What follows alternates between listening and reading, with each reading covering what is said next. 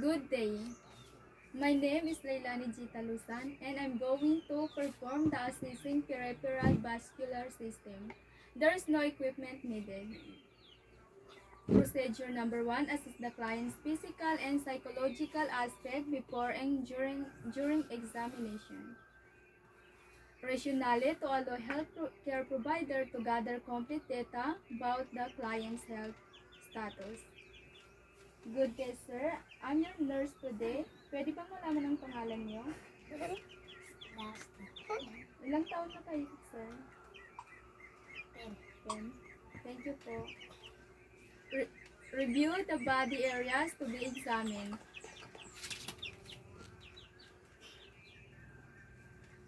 Rationally, examiner, healthcare provider identify which part of the body is to be examined systematically.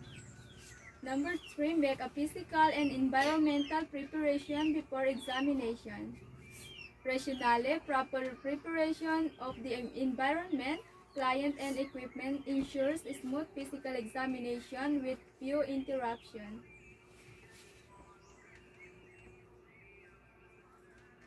Gather and take the health history of the client. Inquire for any health disease. Rationale, to have a comparison with previous illness and present health condition. Sir, may history ba kayo ng heart attack? Wala po. Diabetes po? Wala po. Thank you po. Conduct physical assessment of the peripheral vascular system using the scale in assessment, inspection, and palpation. Rationale, to assist, determine, and identify abnormal findings in the cardiovascular systems. Palpate the peripheral pulse on both sides of the client's body individually. Normal findings, symmetric pulse, volumes, and full pulsations. Abnormal findings, asymmetric volumes which indicate impaired circulation. Absence of pulsation which indicates arterial spasms, and occlusion decrease weak and 3D pulsations.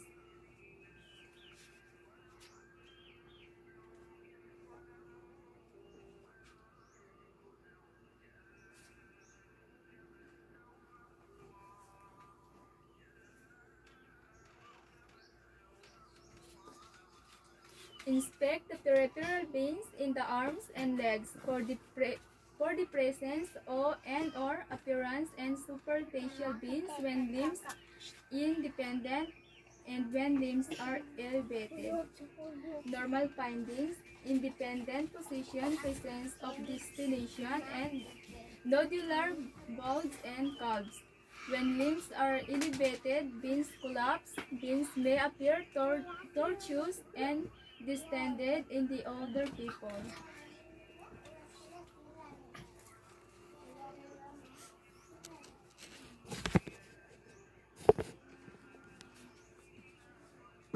Abnormal findings, distended veins in the high or lower leg or on posterior, lateral, and part of the calf from knee to ankle area. Inspect the calves for redness and swelling over vein sites. Normal findings should not redness and swelling. Swelling of one's calf or leg or both is abnormal findings.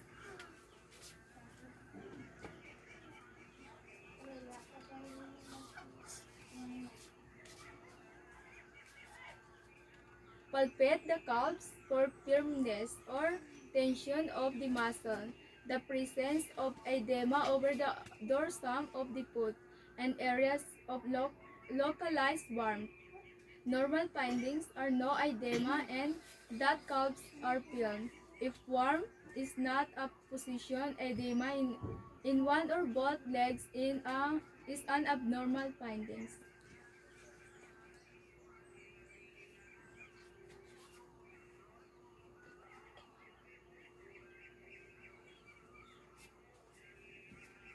Push the calves from side to side to palpate the tenderness. Normal findings is the limbs are not tender. If tenderness is present when palpating, it is abnormal findings.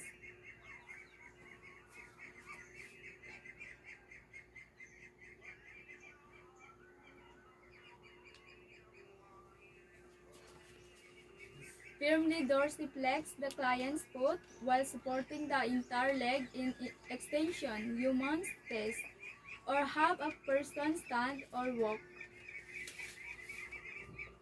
If the pain is not noted on dorsiflexion, it is a normal findings.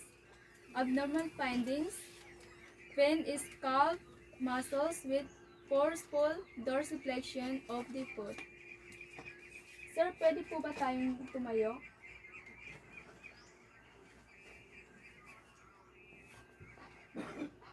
Masakit po ba? Hindi. Thank you po.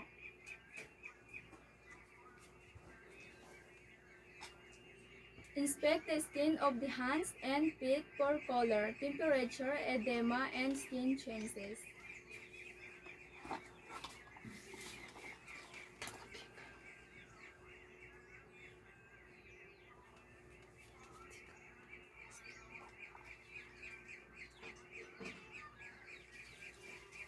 Normal findings: skin should be color pink.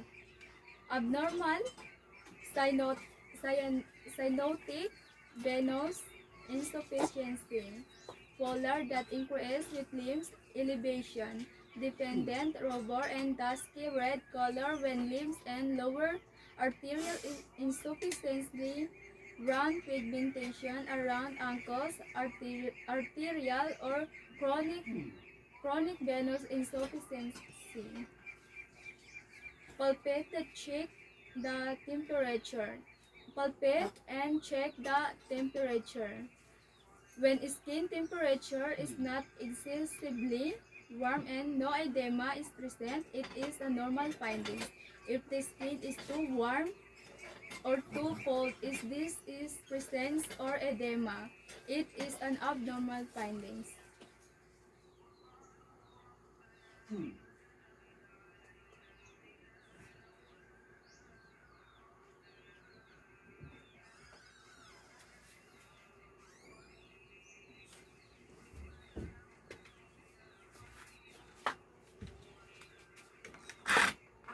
Palpate and assess for the adequacy of arterial flow.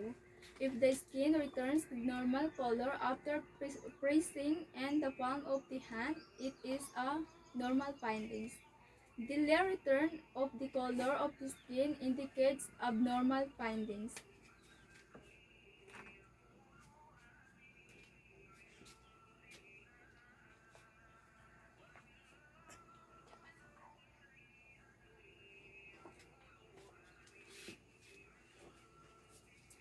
Press and place one nail on each hand and put sufficiently to cause blanching about 5 seconds. Release the pressure and observe how quickly normal color returns.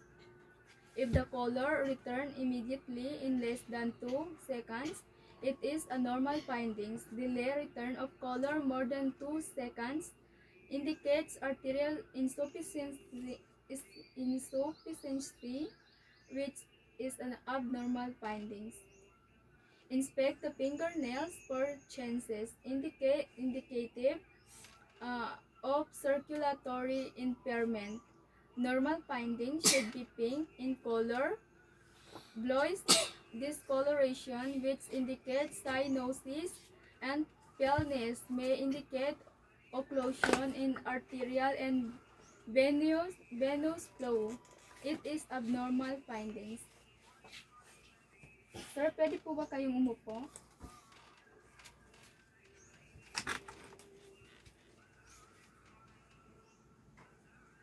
1, 2, 3, 4, 5.